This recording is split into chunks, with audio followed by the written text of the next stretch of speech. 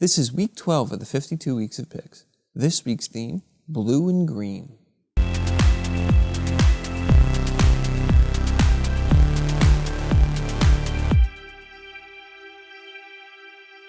For this week's theme, we'll be shooting a painting that I had done. We have a remote trigger set up for the flash with a umbrella, and the power on there is 1/8 power. I think it's zoomed into 85 millimeters on the flash zoom. And the settings here on the camera are 1/100th of a second at f11, and we're going to give that a try and see how that works out. I'm using a 75 to 300 millimeter lens because right now I have my other lens on the video camera there recording this. So let's shoot a couple of shots here and see how this works out. My minimum focal distance on this is like 3 feet, so I have to stand back quite a bit, so I may be out of frame.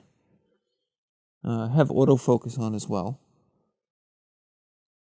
And it's having some trouble focusing because I'm a little too close. There we go. I'll zoom in a bit.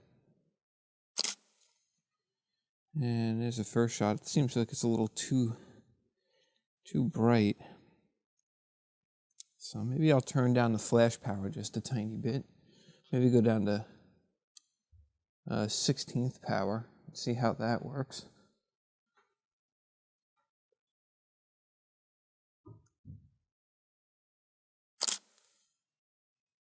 And this little piece is buckling up in the back there. I'm just going to put that on here just to keep the paper down. I want nice even light on here. So I might have to actually change lenses here with this. I can't exactly get... I kind of like that one. Let me get a couple of variety. I'm making sure to compose this that I'm not getting the spiral wiring in here. And that's a pretty cool shot. Got a little depth of field on it. And I'm trying to emphasize the colors in it. So that's what I'm looking to focus on. Those blue and green colors, but also the geometric shapes. Back up a little bit.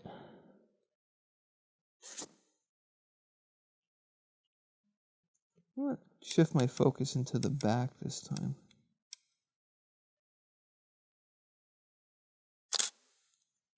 Add a little variety to it. I'm sure I like that white space.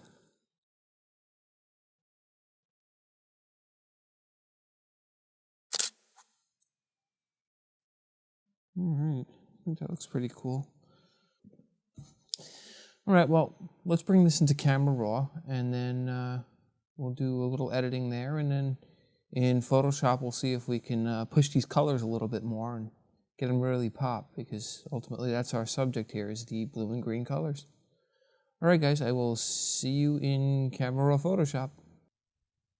Alright, now that we made it into Adobe Bridge here, you can see here's the image we shot. I actually had a couple of extra ones that I did in the beginning as test shots. If I can move this over, you can see just some quick test shots there. The ones we saw in the video here are these, which this isn't a bad picture, but I thought it was a little too far out. And this one was a little bit better. But I thought this was a little distracting here, even though it forms somewhat of a triangular thing here. Your eyes are immediately drawn to that, so I decided not to use that image. This one had this dark circle here in the middle, and I thought it just drew too much attention to the circle instead of the colors. The reason why it's so dark, I had to go over a couple times. It was actually freehand on the circle, so you can see the areas that I messed up on it. And then this one, no, I think this was a little too white. even though it's a very light blue, but it looked a little too white for me. So I wound up opting to use this image.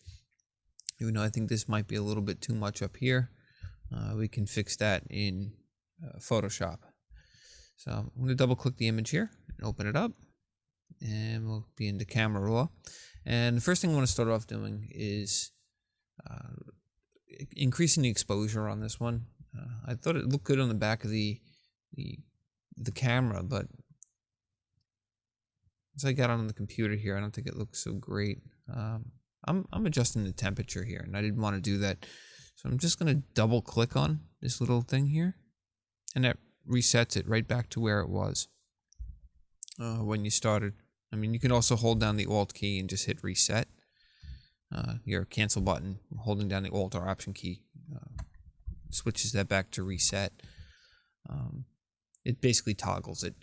What I meant to do is the exposure, so I'm going to turn that up, maybe a half a stop or so.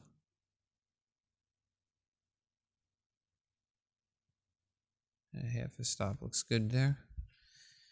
And I'm going to increase the contrast because it does look a little flat. And I'm going to go all the way up with it. And I want to richen these colors in, get the blues a bit deeper.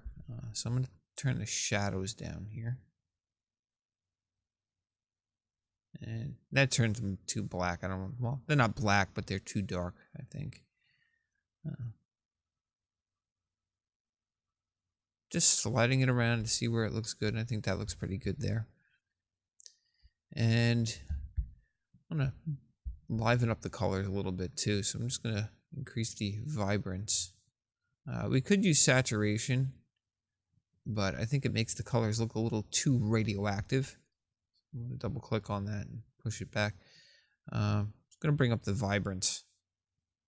And you can see it seems to target more of the green color. So before I tried to darken the blues, I'm going to increase the saturation in the greens here. And that looks pretty good right there, I think. And then let's open the object up in Photoshop. Let's see. I think I want to do is maybe add a little vignette on this side. But instead of creating a new layer and painting it black, and I'm actually just going to use a filter. I'll go up to the filter menu here and go into lens correction. And by default, it starts you off in the auto correction tab, where you can, pick the type of camera and the actual lens you used, and this will, correct distortions and things of that nature. But I'm going to go over into the custom tab here, and I'm just going to go right down to vignette, because, like I said earlier, this area up here is a little bit too bright, and I think it's a little distracting. So I'm just going to push the slider here to the left, which will, as you can see, darkens up the edges.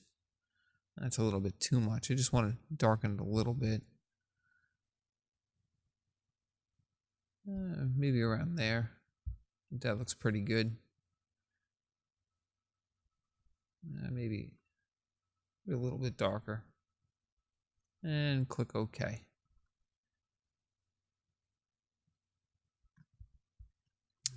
And, I'm not sure I really like that either. Let's hit Control T to get into the transform, free transform. This little message here just says it's going to turn off the smart filters while I'm adjusting it. As you can see, the vignette went away. And I'm going to hold down the Alt and Shift key, which will constrain the proportions and increase the size from the center point here. I'm just going to raise that up a bit. Just to cut a little bit of that off the edges here. And then release the Alt and Shift key. That would be Option Shift on a Mac. And then just hit Enter on the keypad, or you can hit this little checkbox up here. and that made the correction there.